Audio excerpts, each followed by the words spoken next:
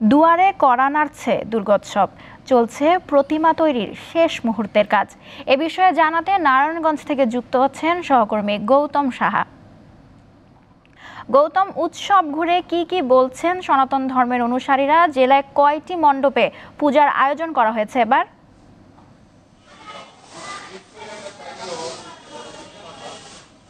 আসছে দুর্গোৎসব আগামী ২ অক্টোবরে মহলার মধ্যে দিয়ে এই দুর্গোৎসবের যাত্রা শুরু হবে। সেই দুর্গোৎসবকে কেন্দ্র করে প্রতিমা শিল্পীদের কল্পনায় দেবী দুর্গাকে অনিন্দ্য সুন্দর রূপ দিতে তারা কিন্তু রাতভর কাজ করছে। সেই সাথে নিখুঁত তাদের কারুকার্য দিয়ে তারা কিন্তু দিন রাত কাজ করছে। আমার পেছনটিতে আমি আপনাদের দেখাতে চাচ্ছি, তারা কিন্তু ইতিমধ্যেই মাটির প্রলেপের কাজ শেষ করে এখন তারা কিন্তু এখানে যে রং তুলির আঁচড়ে যে দেবী দুর্গা এবং সরস্বতী, লক্ষ্মী, কার্তিক যে প্রতিমাগুলি রয়েছে সেগুলি কিন্তু তারা সাজিয়ে তুলছেন, রাঙিয়ে তুলছেন। সে সাথে কিন্তু ইতিমধ্যেই চক্ষুদান যে বিষয়টি রয়েছে, চক্ষু কিন্তু ইতিমধ্যে তারা এঁকেছেন। এবং সেই সাথে আমি আপনাদের জানাতে চাচ্ছি, অশুভ শক্তির বিনাশ এবং শান্তি প্রতিষ্ঠায় এবার নারায়ণগঞ্জে ২১৪টি পূজা মণ্ডপের আয়োজন করা হয়েছেন জানিয়েছেন পূজা উদযাপন পরিষদের নেতৃবৃন্দ। তারা যে বিষয়টি জানিয়েছেন, এখন পর্যন্ত নারায়ণগঞ্জে যে মণ্ডপগুলিতে সাজসজ্জার কাজ চলছে, যে সেই সাথে কিন্তু স্টেজ তৈরির কাজ চলছে। তারা জানিয়েছেন যে বিষয়টি এখন পর্যন্ত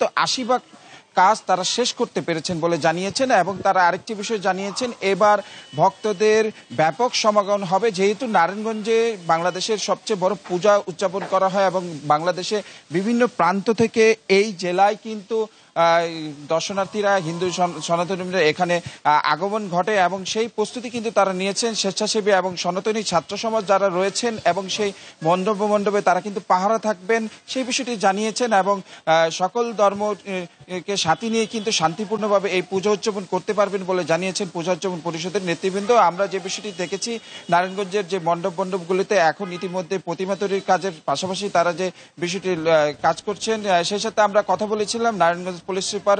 তিনি যে বিষয়টি জানিয়েছেন, ৩ স্তরের নিরাপত্তার ব্যবস্থা কিন্তু তারা গ্রহণ করবেন এবার পূজা উদযাপন উপলক্ষে এবং নিশ্চিত যে নিরাপত্তা ব্যবস্থা পালনে তারা কিন্তু সদা তৎপর থাকবে বলে আমাদের জানিয়েছেন। এবার যেহেতু অন্তর্বর্তীকালীন সরকার গঠন হয়েছেন এবং সেই সাথে কিন্তু এবার গতবারের থেকে এবার তারা বাড়তি নিরাপত্তা দেবেন বলে সেই আশাবাদ ব্যক্ত করেছেন এবং শান্তিপূর্ণভাবে যাতে মানুষ এই পূজা উদযাপন করতে পারে সেই বিষয়টি কিন্তু তারা জানিয়েছেন। এবার দেবী দুর্গা কিন্তু ধোলায় চলে আসবেন, যেটা শুভ। এবং তিনি কিন্তু যে ঘটকে চড়ে ঘোড়ায় চড়ে যাবেন, অশুভ শক্তি যে বিষয়টি রয়েছে, অশুভ রয়েছে, সনাতন ধর্মীরা যে বিষয়টি প্রার্থনায় থাকবে, এবার সকল অশুভ শক্তিকে বিনাশ করে শান্তিপূর্ণ দেশ ও জাতির শান্তি কামনায় তারা কিন্তু প্রার্থনা করবেন। এই ছিল আসলে আমার কাছে দেবী দুর্গার প্রতিমা তৈরির প্রস্তুতির সর্বশেষ। নারায়ণগঞ্জ থেকে জানাচ্ছিলেন সহকর্মী গৌতম।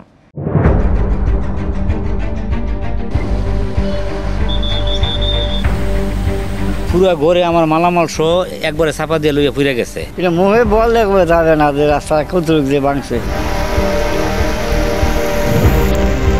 ১২০০ বছর আগের ঐতিহ্য মাটির ঘর ছিল, ওই মাটির ঘরগুলো একবারে ভাঙ্গা নিচে পড়ে গেছে। মানুষের তো অসহায়, করার কিছু নাই।